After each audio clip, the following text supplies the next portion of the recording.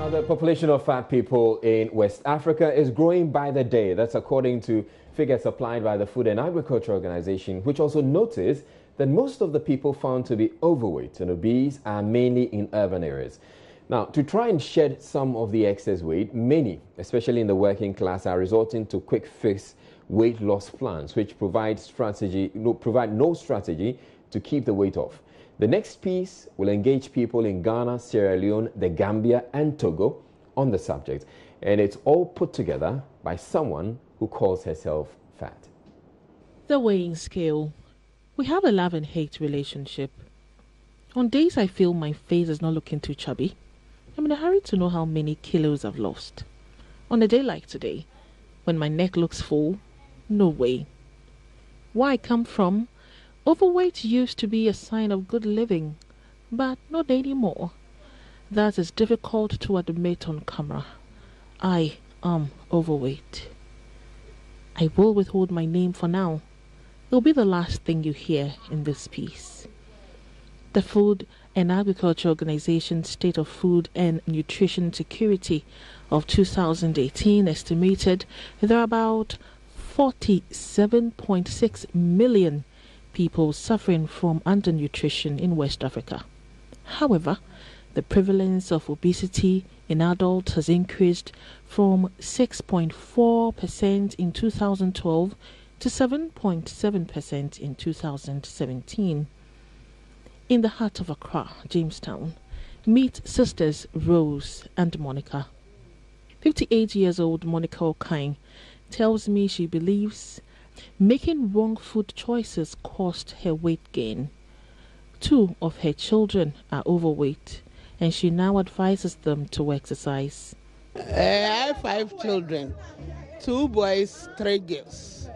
And then they are all fat.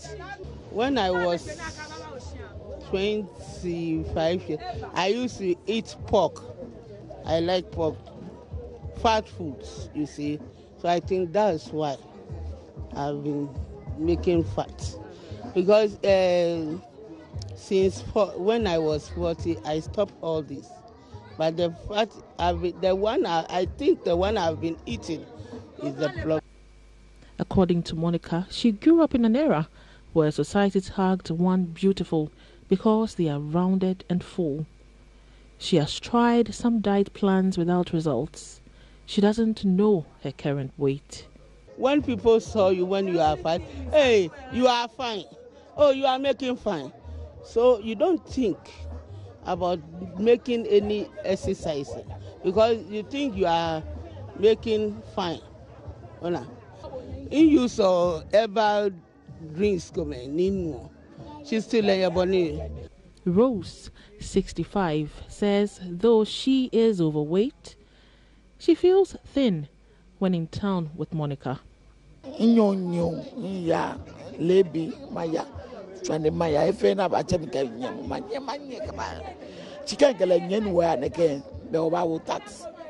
walk a lot, but anytime I'm with Monica, we have to take a taxi.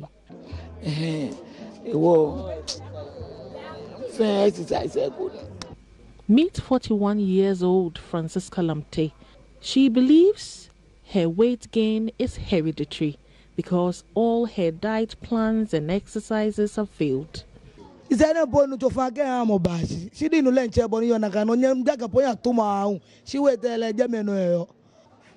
take weight loss medication and exercise sometimes, but I don't lose weight. It runs in the family. Problem about if like I fine because I know that feeling of trying diet plans with 0 results. The failure is so frustrating.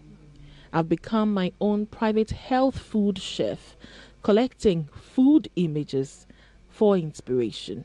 Urbanization is changing local diet and lifestyle. All the women we spoke to in Accra admitted to eating fast and junk food at night. Type 2 diabetes, high blood pressure, heart disease and stroke, sleep apnea, osteoarthritis, fatty liver disease, kidney disease are some of the health problems linked to overweight and obesity. Now in the Gambia, prevalence of overweight among adults in that country has grown 6.2% between 2007 and 2016, according to Report Linker. With the effects of obesity in mind, Gambia's former Minister of Sports and Interior, Sherif Gomez, initiated the health walk in his province. We caught up with these fitness enthusiasts on Saturday.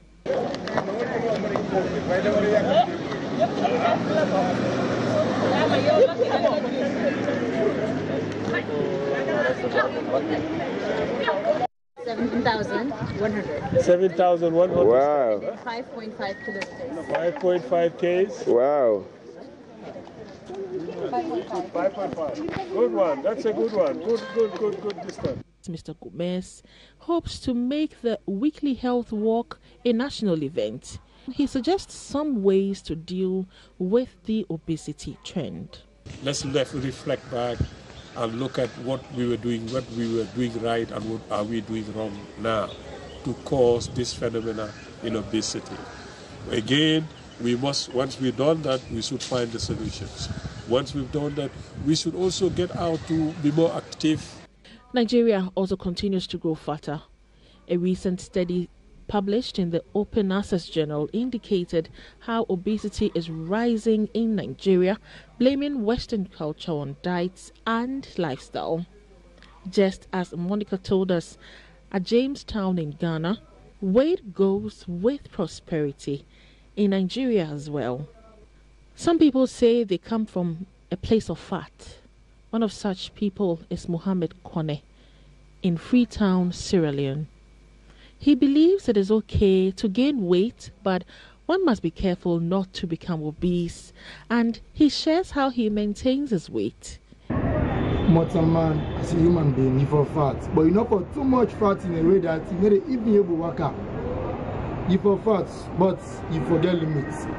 I born my fat one. I go from way as small, and so I grow. Till up till now, my fatness day with me. The reason I make us know you get some, because God give me, na nature. He, however, disagrees with the assertion overeating makes people gain weight. People like you say, some man they fat because of the heat. But me, I tell them say, some people and they not for that, but some people and they for me. The reason what make us know you get and become fat naturally. I saw me day. I eat, I not eat. I exercise my body now so in day. So now nature, now God give me. So whenever you get in life, and I really tell God Almighty, thank you for what you do for me. I spoke to Ayele, a trader at Asigame in Togo. She recounts how her weight posed a challenge during a military unrest in the country.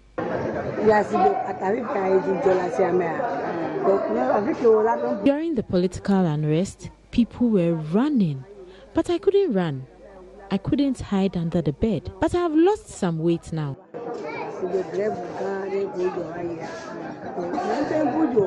Another woman, Yvette, says she lost control of her weight after giving birth and now depends on painkillers due to her waist pain. I am convinced I need to lose weight. Difficult as it may be, it has to be done. I am my own body goal. My name is Seyram Abla de Souza. All right, so now you know who put together the story. We're going to delve a lot deeper into this conversation with people who know what needs to be done. We have a gym instructor and then a dietitian who's already in the studio with us. Good evening to you. Good evening, sir. All right, now before we come to them, though, rural-urban migration, limited time for self-care, increased income have been identified as some of the factors at the core of overweight and obesity in the region. Let's in the sub-region. Let's listen to the Senior Nutrition and Food Systems Officer with the Food and Agriculture Organization in Fumuzi Sukate. In fact, the trend that we are seeing now is that more people are moving from rural areas to urban areas. And then linked to that, basically, if you are drawing the curve of the increase in population, we are seeing that the population of urban areas is growing faster than the population of rural areas, basically because of rural-urban migration. And then linked to that is the increase in middle class, increase in income as nations in Africa are growing with that increasing in income.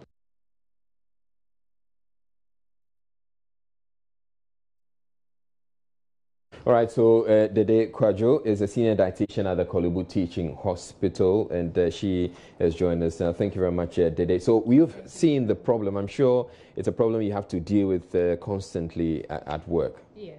All right. How serious is it? It has been increasing over recent times because of the dispensation in which we are in. We are more sedentary in our lifestyle. Due to industry, we are now having a lot of foods that are high in fat, in sugar. I dare say people are consuming more alcohol than ever before. And all these things are coming to play where we are now having a lot to take in and a little to take out. So obesity is not just in Ghana, worldwide. The trend has been shown to be increasing in very alarming proportions. Why do I have to worry if I become fat or obese? Unfortunately, unlike what most people think, that maybe obesity is looking nice or being well taken care of, it has been linked to a lot of non-communicable diseases. So you are likely to be exposed to getting other conditions when you're obese. So let's take, for example, somebody who is not obese and someone who is obese. The person is likely to develop diseases such as diabetes, hypertension, cardiac problems, just by virtue of the fact that the person is obese, and that is quite alarming. Okay, let's look at some of the options that people are adopting, or strategies that people are adopting to shed this excess weight. What are some of the options you would advise as a dietitian? Well, the best or way... what are, okay, let's first of all start with what they are doing, and then I get you to advise what they should be doing. Okay, we are having all sorts of things coming on board. Water therapy, fruits and vegetables alone. Some people water therapy, as in they drink only water? Mostly water in large proportions, because water has very low calories, almost zero. You can say zero if it's not flavored or sweetened. It's actually... So they drink water to get full? To get full and not eat anything that should have carbohydrates or something. All right. So then you talked about fruits and vegetables. Yes. The fruits and vegetables, when used rightly in a balanced diet, are actually very helpful to let you lose weight. But in the case where people are making it the main meal and cutting down drastically on their carbs, it changes a lot of things and rather brings about more issues. So they are using that. Others are just starving, not eating enough for their activity level. Let's take, for example, someone takes just breakfast and then the whole day doesn't eat anything again, in a bid to lose some weight. All right. The other one that it's quite popular and which people have been talking about is keto. Yeah. We'll come to that in a bit, but I also have joining us on phone now is Sule Ibrahim. He's with the Ghana Armed Forces Physical Training School. Thank you very much, Mr. Ibrahim, for making time to speak with us. So now you're the gym and you know quite a bit about what is going on. All right, so it turns out we have lost Sule Ibrahim. So let's go on with a keto conversation. People are adopting keto. First, explain to us what this keto is about. Okay, let me start from what the normal balanced diet should be. In there, you have some carbohydrates, you have some fats, you have some proteins. The body has been seen to prefer carbohydrates. So in the normal scheme of things, your body is going to use your carbs as energy, preferably above maybe your fat or your proteins. But in the keto diet, there's a shift, an attempt to move the body's preference for carbohydrates to fat. So you lower the carbohydrates and make them unavailable to the body, and then increase the fat. So the body is forced to use the fat as energy. So that's just basically what the keto diet is. I come to your advice on that one, but I'm told we have Sule Ibrahim back on the line now. Thank you very much, Mr. Ibrahim. So you tell us, what would you advise? I'm sure you have encountered a lot of people coming to your gym. I understand you work at the gym, and so you encounter a lot of these people. How are you getting them to lose the excess weight? Oh, thank you very much. First, we have to look about what is meant by obesity. Obesity is a state of being overweight with a lot of body fat. And generally, it is caused by eating more calories and not working out effectively. And then it can be caused by genetic reasons. That's inheritance from any family member, being it the father or the mother. To work out, you have to exercise. And exercise, as we know, is any bodily movement in order to develop or maintain your physical fitness. And we have exercises that can let you, can bring you down. That's when you are obese, such as fast walking, that's brisk walking.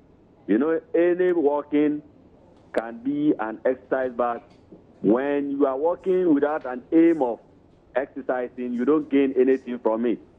So when you are walking, it has to be briskly. Now, you have seen, I don't know if you saw the people we have been speaking with, who it's clear they're quite obese. Would you advise just anybody at all who's obese to just get into an exercise regime? You know, in our gym, if somebody comes to your gym, what you have to take into consideration is the BMI. The person's weight, the height, then you check the person's BMI before you take any exercise on a person. Also, you take the person on swimming for about 2 or 3 hours in a day. And that can be taken twice or thrice in a week. All right. Yeah. Right. Thank you very much, Sule Ibrahim, physical instructor with the Ghana Armed Forces Physical Training School. I would wish we'd have continued with the conversation, but I would want to come to you, Dede. Would you say this keto diet or this strategy works? Well, it works for some people, but would you say it's advisable? Okay, when we look at the word works, you will lose weight on it because it's an extreme diet where your carbohydrates are very low, and so it's a side. Okay, this is how we put it. The side effect of the ketone diet is weight loss, so you are going to lose weight, but losing weight in the wrong way, which is not healthy, rather brings about a lot of issues. Such as? Most people can have renal issues, renal impairment, electrolyte imbalance, and it can be a trigger for other conditions because the body goes under stress. You are changing its normal way of doing things, and once that happens, the organs all have to come together to try to bring some balance. So there's an extreme stress on the body, and it brings about a lot of conditions. Someone who is on a keto diet could become diabetic. Okay. Yes, could have a renal problem, could have a liver problem. In fact, cholesterol levels go very high in a keto diet. Wow. That's one thing they never say. Oh, wow. Your cholesterol level will go high when you're on a keto diet. And once your cholesterol levels go high, it's an indication for a heart problem. Ouch. That's scary. It's scary. But thank you very much, Dede Kojo. She's a senior dietitian at the Kolebu Teaching Hospital, and she has been speaking to us about some ways to lose weight when it comes to dieting.